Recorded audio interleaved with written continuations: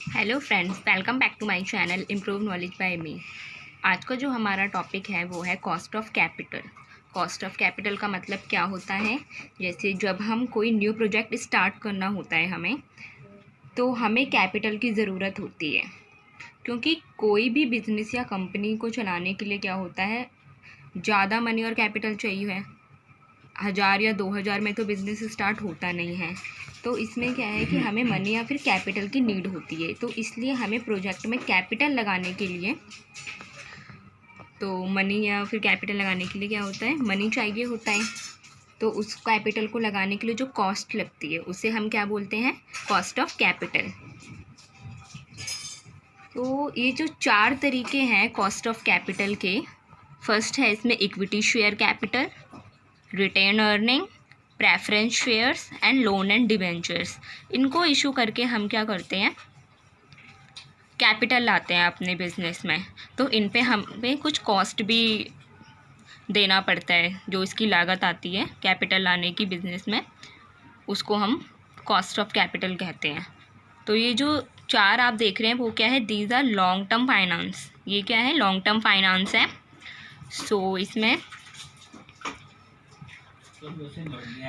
Loan and debentures का है ये कॉस्ट ऑफ डेप्ट। कॉस्ट ऑफ डेप्ट का क्या है ये है, जैसे कि जब हम लोन या फिर बोरोइंग किसी को देते हैं तो हमें क्या पे करना पड़ता है, इसका इंटरेस्ट। जैसे किसी ने 12% पे दिया, किसी ने 10% पे दिया, कि जैसे 1 लाख है, 1 लाख का 10% देना है इंटरेस्ट। तो ये क्या हो गई, उसकी कॉस्ट हो गई। लेकिन उसे प्रिंसिपल अमाउंट तो देना ही है, लेकिन साथ में उसे क्या देना है, इंटरेस्ट भी पे करना है।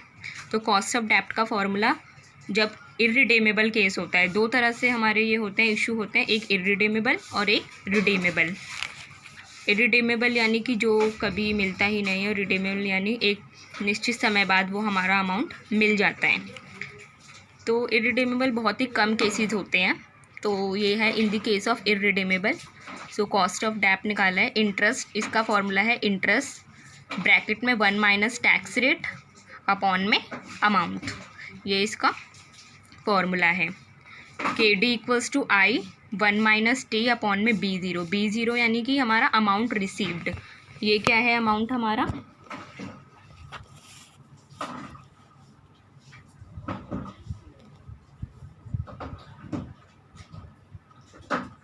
जो अमाउंट हमने रिसीव किया होता है।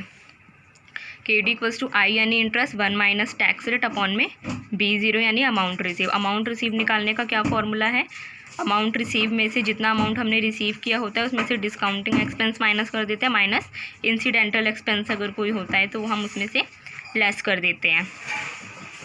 अब जैसे यहाँ पे एक एग्जांपल मैंने ले रखा है, सपोज़ कीजिए आपने 110 आपने क्या किया है, कहीं से ये लिया है आपने, ठीक है। ये आपका क्या आया है, प्रॉफिट है ये 110। जैसे कि आपने बिज़नेस स्टार्ट किया है, उसके बाद आपको प्रॉफिट अर्न हुआ 110 रुपये का। इंटरेस्ट में इसमें से लेस कर देंगे, क्योंकि हमें इंटरेस्ट पे करना है, तो वो 10 आ गया है यहाँ पे, ठीक है। प्रॉफिट बिफोर टैक्स हमारा निकल गया 100 रुपीज़। टैक्स आ गया @40%, कितना, 40 आ गया। प्रॉफिट आफ्टर टैक्स 100 में से लेस कर देंगे 40, कितना आ गया, 60 आ गया हमारा प्रॉफिट आफ्टर टैक्स। अब ये जो हमारा 110 है, ये उस केस में है जब हमने इंटरेस्ट पे नहीं लिया है, ठीक है। अगर इंटरेस्ट पे नहीं लिया तो ये नील आ जाएगा, क्योंकि हमें इंटरेस्ट पे नहीं करना है इस पर। तो ये प्रॉफिट बिफोर टैक्स निकल गया। अब 110 पे 40% लगेगा, यानी जो हमारी ये प्रॉफिट आई है, इस प्रॉफिट पे कितना लगेगा, 40%, यानी 44। तो ये कितना आ गया, 66 रुपीज़ आ गया। तो अब आप ज़्यादा देखेंगे तो ये ज़्यादा फ़र्क कुछ नहीं है, ये 60 और ये 66। क्यों, क्योंकि हमें यहाँ पे प्रॉफिट टैक्स में छूट मिल गई अगर हमने इंटरेस्ट पे किया है, लेकिन यहाँ पे हमने कोई इंटरेस्ट पे नहीं किया तो हमें टैक्स में छूट नहीं मिली है, इसलिए हमें 44 पे करना पड़ा। तो जो डिफरेंस है वो सिर्फ 6 रुपीज़ का है। अब ये है रिडीमेबल केस। रिडीमेबल केस का फॉर्मूला होता है interest 1 minus tax rate plus redeemable value minus amount received upon में number of years in redemption, यानी कि रिडम्पशन जब होगा वो कितने ईयर में होगा, अपॉन में amount received plus redeemable value upon में 2। तो ये हो गया इसका formula. KD equals to interest bracket में वही 1 minus tax rate plus RV यानी कि रिडम्पशन वैल्यू माइनस B0 यानी कि अमाउंट रिसीव्ड अपॉन में number of years in redemption, और यहाँ पे वही RV प्लस B0 यानी amount receive plus redemption value redeemable value upon में 2। तो ये हो गया कॉस्ट ऑफ डिबेंचर, ऐसे निकालते हैं, ये इसके फॉर्मूला है। आगे के प्रैक्टिकल क्वेश्चन मैं आगे वाली वीडियो में बताऊंगी, पहले आप इसका बेसिक समझ लीजिए। सेकंड है इसमें cost of preference shares. Cost of preference shares का क्या होता है, जैसे कि प्रेफरेंस शेयर वो वाले शेयर्स होते हैं जो जिन्हें एक फ़िक्स रेट होता है, जैसे कि 12%, अगर 12% प्रेफरेंस शेयर के आगे लिखा होता है कि इतने % पे हम इसे इशू कर रहे हैं, ठीक है। और प्रेफरेंस शेयर जो कंपनी को देना ही देना होता है, ठीक है। तो इसलिए यहाँ पे ये प्रेफरेंस शेयर है, जैसे कोई भी आप समझ लीजिए 10% है 12% है, तो उस पर ना इन्हें डिविडेंड मिलता है, और डिविडेंड उतना ही मिलता है इन्हें। अगर किसी का 12% है तो 12% ही मिलेगा, अगर 10% है तो 10% ही मिलेगा। तो इस पर क्या पे मतलब मिलता है इन्हें डिविडेंड, प्रेफरेंस डिविडेंड, और अमाउंट हमने कितना रिसीव किया है, ठीक है। तो इसका है PD अपॉन में P0। फिर आता है यहाँ पे रिडीमेबल। इसका रिडीमेबल कैसे निकालेंगे, वही प्रेफरेंस डिविडेंड प्लस रिडीमेबल में से माइनस कर देंगे अमाउंट रिसीव्ड अपॉन में number of years in redeemable, और वही अपॉन में amount receive plus redeemable value upon में 2। सेम उसकी तरह फॉर्मूला है कि वहाँ पे इंटरेस्ट 1 माइनस टैक्स रेट था, यहाँ पे प्रेफरेंस डिविडेंड है, और सेम यहाँ पे वही इसका जो शॉर्ट फॉर्म है KD equals to P0 plus PN minus P0 upon में N, और अपॉन में P0 प्लस PN अपॉन में 2। तो कॉस्ट ऑफ प्रेफरेंस शेयर ऐसे निकालते हैं। फिर आता है हमारा यहाँ पे equity share, cost of equity share. इसमें क्या होता है कि हमें उसमें तो है कि इतने प्रेफरेंस शेयर में तो ये होता है कि इतने साल बाद आपका इतने जो है पैसे जो हैं इतने रेट पे मिल जाएगा, लेकिन कॉस्ट ऑफ इक्विटी शेयर्स में होता है कि हमें ना तो कोई वो पता होता है। कॉस्ट ऑफ इक्विटी शेयर्स में क्या होता है कि हमको टाइम पता नहीं होता है कि कब पे होंगे, क्योंकि सबको पे करने के बाद ही हमें ये जो preference share loan and debenture इनको पे करने के बाद ही हमें कॉस्ट ऑफ इक्विटी शेयर पे करना होता है, जो भी बच जाता है उसमें से। तो अगर एक चीज़ मैं और बता देती हूँ इसमें कि जैसे कि अगर टाइम आपको पता है तो रिडीमेबल वाला फार्मूला लगेगा, और अगर टाइम आपको नहीं पता है कि कब मिलेगा तो उसके लिए इररिडीमेबल वाला फार्मूला लगेगा। और लोन एंड डिबेंचर्स को और प्रेफरेंस शेयर को, क्योंकि इसमें रेट जो है वो फिक्स होते हैं, वो पहले ही डिसाइड हो रखे होते हैं, और ये परसेंटेज में ही दिया जाता है। आपको जो भी है उसके आगे लिखा होगा कि 9% लोन एंड डिबेंचर्स है या फिर 12% प्रेफरेंस शेयर है, ऐसा कुछ, ठीक है। और इसका रिटर्न जो है वो फिक्स होता है। और एक बार और बता देती हूँ, प्रेफरेंस शेयर में भी डिविडेंड दिया जाएगा, और इसमें 2 तरीके से इशू किया जाता है, रिडीमेबल और इररिडीमेबल। और प्रेफरेंस शेयर जो होते हैं वो कभी भी इररिडीमेबल नहीं होते हैं वैसे, क्योंकि एक फ़िक्स टाइम पर इसे पे करना ही होता है। इक्विटी शेयर में क्या होता है कि इसे जब आपके पास प्रॉफिट बचा है, अगर आपके पास ज़्यादा प्रॉफिट बचा है तो आपको ज़्यादा मिल जाएगा डिविडेंड, लेकिन अगर आप पे नहीं बचा है तो या तो फिर आपको कम ही मिलेगा। इसमें ये होता है, इसमें कोई भी निश्चित अमाउंट नहीं होता कि आपको यही मिलेगा, ठीक है। और ज़्यादा से ज़्यादा मतलब जो प्रेफरेंस होते हैं वो 20 साल तक के लिए होते हैं, उतने में उन्हें पे करना ही होता है, ठीक है, लॉ के अकॉर्डिंग। फिर है यहाँ पे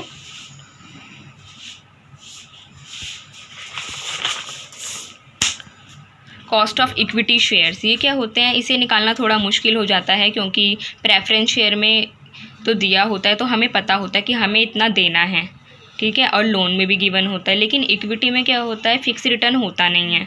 तो इक्विटी को क्या होता है कि इक्विटी को आखिर में बचा हुआ प्रॉफिट मिलता है।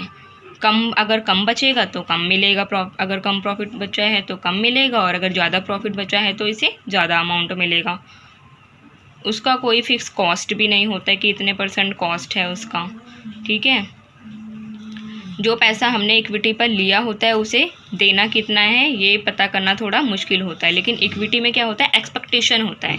एक्सपेक्टेशन ये कि मार्केट के अकॉर्डिंग कि अगर इतना पैसा दिया है तो मुझे इतना रिटर्न तो मिलना ही चाहिए। तो कंपनी जो होती है वो भी उसी के अकॉर्डिंग सोचती है कि अगर किसी बंदे ने इतना पैसा लगाया है तो उसे इतना मिलेगा, ठीक है। उसके बाद यहाँ पे क्या है, मार्केट के अकॉर्डिंग उसके हिसाब से क्या होता है, इसकी कैलकुलेशन की जाती है कॉस्ट की, और 1 साल के बाद उसका जो डिविडेंड होता है वो दिया जाता है। उसी टाइम नहीं, 1 साल के बाद डिविडेंड मिलेगा उसका। तो इसका फॉर्मूला है कॉस्ट ऑफ इक्विटी शेयर्स का D1/P0 एक्सपेक्टेड डिविडेंड अपॉन में करंट मार्केट प्राइस।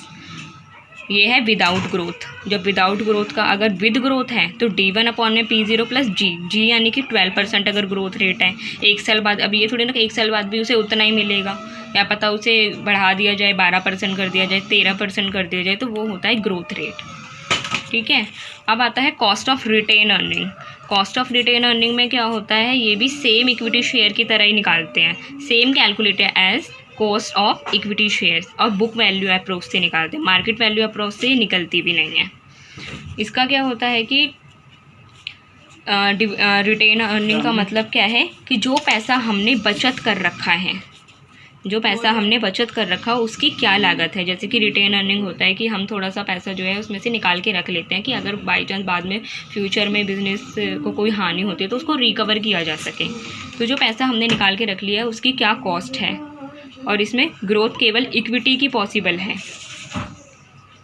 बाकी जो प्रेफरेंस शेयर है, लोन एंड डिबेंचर, उनका तो फिक्स है, लेकिन अगर रिटेन अर्निंग है तो अगर बाद में अगर देना भी होता है तो इसमें जो ग्रोथ है वो सिर्फ इक्विटी वालों की फ़िक्स होती है, बाकी किसी की फ़िक्स रिटर्न इसमें नहीं है। रिटेन अर्निंग में पैसा इन्वेस्ट करने के लिए कौन तैयार होगा, सिर्फ इक्विटी ही होगा, क्योंकि बाकी दोनों को क्या मतलब है, उनको तो उनका परसेंटेज के हिसाब से जितना रेट फिक्स है उसको मिल ही रहा है। तो इसमें इन दोनों का कोई रोल नहीं होता, सिर्फ इक्विटी का रोल होता है। उसके बाद है यहाँ पे सिर्फ इक्विटी, क्योंकि लोन और डिवेंचर जो है वो प्रेफरेंस शेयर में तो रिटर्न फिक्स है, उन्हें पता है कि अगर कंपनी को प्रॉफिट भी हो जाता है तो उन्हें फिक्स रिटर्न मिलेगा, इसलिए लोन और प्रेफरेंस जो हैं वो रिटेन अर्निंग में अपना पैसा ब्लॉक नहीं करते हैं। लेकिन जो इक्विटी शेयर होल्डर हैं वो अपना पैसा ब्लॉक करते हैं, क्योंकि उन्हें पता है कि आगे अगर फ्यूचर में अगर कंपनी को प्रॉफिट होता है तो उसका फ़ायदा हमें ही होगा, इसलिए। तो इसका जो आपको बता दिया कॉस्ट ऑफ रिटेन अर्निंग का सेम एज इसी की तरह निकलेगा, इसका फॉर्मूला सेम यही है, उसी तरह हम इसको निकालेंगे। तो आज की वीडियो में ये है। एक नोट है यहाँ पे, डिविडेंड पर शेयर कैसे निकालते हैं। तो डिविडेंड पर शेयर का फॉर्मूला है शेयर जितने का है उसका जो भी आपको रेट दे रखा है उतने परसेंटेज से इसको मल्टीप्लाई करके निकाल लेंगे, ठीक है। ओके, अगर आपको मेरी वीडियो अच्छी लगी तो वीडियो को लाइक कीजिएगा, सब्सक्राइब कीजिएगा एंड शेयर करना ना भूलें।